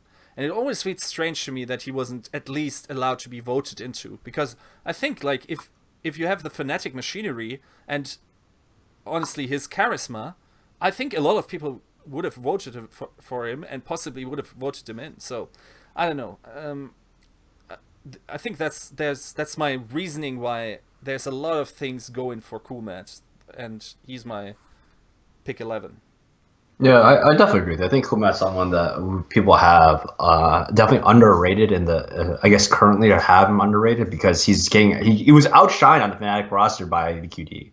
I think that when you look at it, people tend to look at the DPS dealers, the flashy names a lot more, and everyone would used to talk about that a lot more. But I think Kumat's helped me out there. I would say I haven't really seen when Kumat was super dominant. I haven't seen his brain yet, or like very early on. But I definitely agree with you. I think he's definitely a player that you to consider, if anything, to be up there. I don't know. It's the kind of thing where it's like my draft strategy is a lot about like building like. I want like the X factor almost. I want the guy to like come into a team and like make an immediate like really strong impact on there. I want him to be like better than like I want him to say like this will be the start. This is the guy that if the matchup screen comes up, before the game starts, that this is our key matchup. I want him to always be there. And I think Kumat is kind of the guy who's a little under the surface. I think he's a very strong player. I just don't think he's gonna. I don't know, because the thing is, I haven't seen him. I will say that I'll rarely say this. I have not seen him when he was super dominant back in the day, because I think he was playing on Team Hubris, right, which was the old. It was a kind of like right before they became Envy. So not really sure about that. I can't really say much about that in that aspect. Yeah, I mean, there's a player that is kind of like in the same vein as Kumat is Crew from Misfits, who could possibly be the best Zarya in the game, and he was also on a lot of versions of my list, but ultimately. Okay, sometimes he plays Reaper for Misfits, because Misfits is also very dynamic in the way they pick their DPS, because sometimes you have this one guy on a champion and he has a lot of ult charge or has ult, and then it requires the flex tank player to pick up the Reaper, and they can just, do it without skipping a beat. So Crew was also on there. I think if we're just comparing Zarya play, I think Crew is the better player, or even as a flex tank, but with the added, former history of being just a crazy good hitscan player, that's why Kumat made it onto my list and not Crew, who would definitely also be like the last two spots, man. I don't know how often I change those. It's unreal. It's so hard. Yeah, it's tough. It's tough. The last few spots is because you know that you're gonna have to pick a second guy immediately after, right? So it's not. So you think about it's like, well, what would be a cool pick that you could pick now, and knowing that you have that safety pick coming back around very soon anyway, right? So it's the thing where you want to grab the best of the second round in the first round, knowing that you'll still have some first round material left over in the second round to pick. Yeah. So I think it's something very interesting to think about. Yeah. Number 12. Oh, number 12.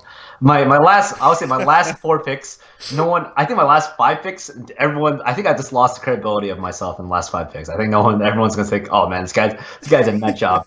But that's what I'm saying. I'm gonna be honest, this is all, obviously number 12. Number 12, not a lot of people know him, but Louis from the old Colorado Clutch roster, played for Team Solo Mit, I think, and currently, where is he on? I had to figure out what team he's currently on now. But Louis is my number 12 pick. Oh, he's on H2K now. Yeah, no, that actually explains a lot. But this is why I like Louis. Is that Louis, for the best time when he showed up at the Agents Rising tournament. When it was opening, I think there's some comment that said he was playing on a computer with like 15 FPS or something, absurdly low number, really bad setup. But the guy was so good on land that it's kind of was like, oh, this guy is like a really promising roster thing. But the thing is, like, Colorado Clutch just didn't really materialize afterwards. it just wasn't like they just never made it back to like a big time tournament. They would always get to like the almost qualification stage and just lose out to someone like Sodi Pop or one of those teams, right? But the thing is with Louis is that every team that Louis has played on has done relatively well, and it's like when we talk about like, oh, the best team in the world right now is Rogue, but like when TviQ was on like IDDQD and stuff like that, they were also the best team in the world. So it's kind of where like you look at like the best team overall, and you gotta think like, okay, TviQ is a factor in this. I look at Louis and see like all the teams he's been on have done so much better the moment he's come onto the roster. I think he's such a game-changing player in terms of individual skill. I think he's one of those online pug stars who is like just so strong. He's like a Stewie 2K. In my head, in my time, I think I look at him as like a Stewie 2K, where he's like such a strong player. I think he needs to find that proper roster that will utilize him properly. And the thing is, like, if he's going to replace people, I think he's replacing people of his very similar skill stature. So that's kind of like, it's hard to make that change immediately when you say like, I want to make this guy the change. But I think Louis is one of the stars that's rising stars. If you want to pick young talent that's super strong and that has had impact on every team he's played on so far, I think you got to go Louis with the last pick. Yeah. I have a player like this who I had in mind who, like, I'm too much of a rationalist in that sense to include someone like this, but a guy in the European scene that would be very much like you described, Louis, there is Shadez. And Shadez was actually on the first Edgy Blue roster. A lot of people said that Ledano was the star player there. I always considered Shadez to be their strongest player. Obviously, there's still always a little bit of bias, because I know the guy, again, around some corners. Like, if you're a European esports guy, it's not very far to Swedish players most of the time. But he has like a crazy skill set, like just a wide variety. And I always think that if someone was just to say, okay, you're doing this for us now, just do it. And please communicate too, because he was trying out for Reunited a while ago before they picked up Kib. And he's almost like a Kib in many ways. And the problem was they had a coach back then, and the coach was like, we got to pick up Shadez. Shadez is like, we're picking Shadez or I'm gone. And coach was gone, right? So obviously for other reasons than just not picking up Shadez, but Shadez is very quiet. So he's not on my list, but if I'm a team and I get, a bad draft position that has me in a position where I have to take a gamble on a person that potentially has crazy skill ceiling, that would be Shadez in a way. Okay, my last spot.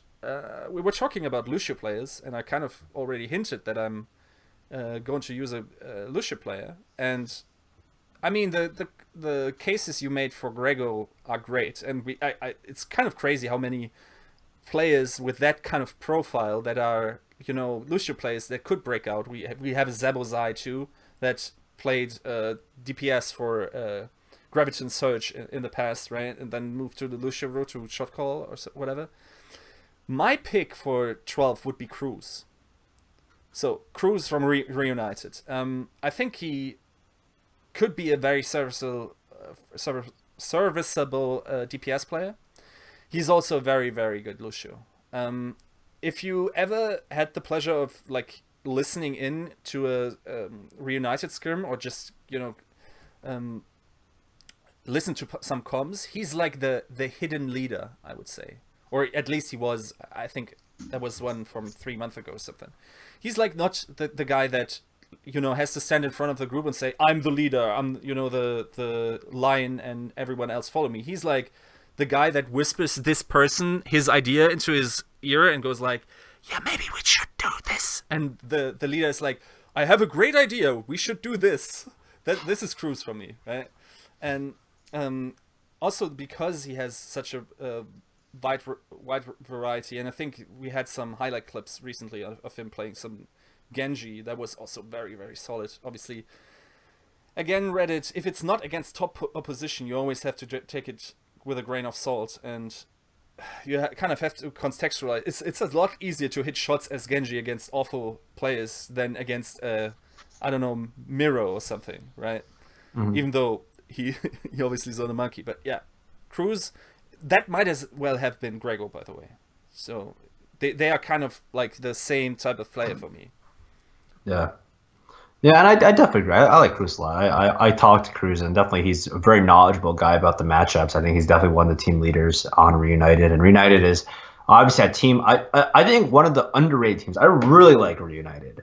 Honestly, I love the guys. I love the organization a lot. I just think that they had their breakout moment. I think they need to rediscover themselves and figure out where they want to be, and then come to that conclusion. I think if they do super well in Apex, I think that's huge for them. I think that's going to be a signal, especially, I think the rumors, and there's an interview that I will be putting out later about, or maybe it's out already, who knows, about Reunited, but I think they're one of the teams that you have to look out for. I think they're a really strong roster. They've definitely one of the best teams in the world currently, and I think they're one of the most consistent teams. And I think that they are always going to be a threat in every tournament they participate in, and I think Kruise is a very big reason why that they're at the top right now. Yeah. Okay, your last pick. That was my last pick was Louis, by the way. Oh, was it? Okay. That was my last All pick. right. Yeah. Yeah. I think overall, if I had to summarize, it was interesting to see that obviously you incorporated Koreans. Also that you had, I think, a lot of gamble picks towards the end, and I get your reasoning because you get to pick a second character player so soon, right? Like if it's a snake draft. So in that sense, I think the 9, 10, 11, 12 position can take a lot of gambles. I think I went with a more conservative kind of like success driven type of analysis, where I looked at really, okay, which teams are actually successful, or I honestly didn't look too much outside of the top 20 for any hidden crazy talents, because I also you wouldn't know how they would perform on LAN. Like, unless you're a top 20 team, you probably haven't been to LAN, right? Yeah. With very few exceptions. So I valued this quite highly because I honestly, like, the nature of the league will be purely offline, and online matches will soon be quite irrelevant, I guess, in the in the realm of Overwatch as an esport. So I try to consider that. I also was of the assumption that just picking flexible DPS would be the best option to go, unless you have like a crazy good player on the other positions, and especially towards the lower positions, I felt a lot more comfortable picking support players. I would have definitely loved to have like a Chipshajen in there. Like, even Seagull was a consideration. Enigma was down there. It was just hard for me to incorporate, even though I didn't pick Koreans. Now, if I see the concept working in Overwatch, obviously instantly 3 Koreans pop up in my mind that I would incorporate in such a list. And if indeed Blizzard doesn't somehow region lock, and we don't get to pick Koreans, or we get to pick Koreans, I strongly see that some organizations will take a gamble, especially those that have the experience to incorporate these players. Like, okay, it's very different if I'm let's say, Northern Gaming trying to pick up a not sure obviously if they're getting a city slot, but if I'm the Northern Gaming that has no experience incorporating Korean players, or if I'm a Cloud9 or a Fnatic or something that have these infrastructures already in the organization, where you can possibly like ship a language teacher or someone that makes the cultural shift a little easier for these players. Like, if I'm one of these, I would probably also take the gamble, right? Do you think that's a fair assumption of our approaches? Yeah, I mean, honestly, I'm taking a gamble, one, because it's not exciting if I pick the top 12 best players and say, oh well, these guys are all really good. I honestly think the players and the coaches are going to be, and this is something I think that is important to state, is that a lot of teams are going to be drafting a little biased, right? Because there's 2 ways you can either act as a coach. Either you have a thing where it's like, one in the hand, like a bird in hand is worth 2 in the brush kind of style, where it's like, well, I had this player before and he's really good for us and he's super strong for us. I want to pick him again. So either that happens, or you become one of those owners who's more like the grass is always greener on the other side, where you see like, well, our players are good, but that guy who I'm looking at on the other team who has been successful, who's beat us, I think he's really good and I really want him. I think that there's going to be a lot of bias incorporated in there. Obviously, we don't know how this draft is going to go. Maybe it's an auction style draft. Maybe they just the highest bidder gets to take the player home. Who knows? Like maybe something like that. But at the same time, Yeah. I think I think you're gonna have to take a risk. I think that there are gonna be some new teams who honestly like miss out. I mean, maybe honestly, maybe for example, they do a region lock where there's no Korean players, maybe not even that many European players. Maybe like they exclude a large amount of the European players from participating, right? Possible, yeah. All of a sudden, like you're in that tight situation where Louis at 12 all of a sudden seems like a very viable choice, Yeah. right? Like, because I'm not saying he's a bad player. I think, but it starts. But I think if there's certain scenarios where if a lot of the talent gets taken out, and you're saying, well, I don't like. Honestly, like maybe 12, you say like, okay, I want to draft Coco, and I think Coco is one of the better tanks in North America. But I think there's always going to be something that's saying like, well, I want to maybe DPS is just flavor of the month, and round one just all DPS players. Everyone just wants to draft DPS players, right? Maybe at that point you start thinking at 12, like Louis at 12 starts becoming a little more reasonable, right? And you start thinking like maybe I want that X factor in my lineup, and I want to be able to pick up that Mendo, that Mangachu, that Louis to make the immediate impact. And yeah, like I think it's something that's like maybe out of the realm. Maybe honestly, maybe I'm not right at all. Maybe I think I'm overvaluing these players, which is definitely true. But I've taken the more the approach where it's like I think some teams are going to take the risk, and I think some teams are looking into this. I think Clockwork is definitely another player who should be on this list, Yeah. who I think has been very good. Overall has been very good. I think Grim Reality is another player, who's kind of like flown under the radar, but has also been a very strong player in those aspects, right? So it's tough to say. Honestly, like having 12 picks and saying like, who do I want to pick for this 12? I think there's just too many good players to come up with a like a coverall where everyone agrees with it. I think that you're gonna need to take some risks. I think that's what I did. I think, hey, if it creates more discussion, that's great for me. I don't care. People can come up to me in the comments and say like, well, I think you're an idiot for doing that, but at the same time, like, hey, like I want to see what your 12 is. I want to see what your reasoning is. And maybe I'm wrong. Maybe, and that's it. I think that's what's the best part about this, right? Is that speculating this early on, it's like I'm willing to take suggestions. Maybe people say, hey, have you considered this player? And maybe I haven't, right? I'm not like an all-knowing guy. So maybe you present the player, present an argument. I say, hey, maybe he does sneak into my top 8 or my top 9, right? So I think there's a lot of room to grow. I think this list will definitely change as I see more players in the future. Maybe the meta changes slowly, and maybe some players finally find their groove, like teams like Energy, right, which have always been kind of like they haven't hit their stride yet, but maybe they hit their stride and Enigma goes off. Enigma becomes the best tracer in the world. At that point, you gotta definitely consider him in your lineup. So it's a lot of stuff like that where it's like, hey, we don't know yet, but I think that as the time gets closer, we'll have a better idea, and I think a lot of these lists will become more concrete at that point. All right, great last words. I actually enjoyed this a lot. Thanks for your time. It's obviously been a little bit longer than I anticipated initially. If you're a guy that actually made it through the end, I actually applaud you right now. I guess I'm really looking forward to what other people have to say.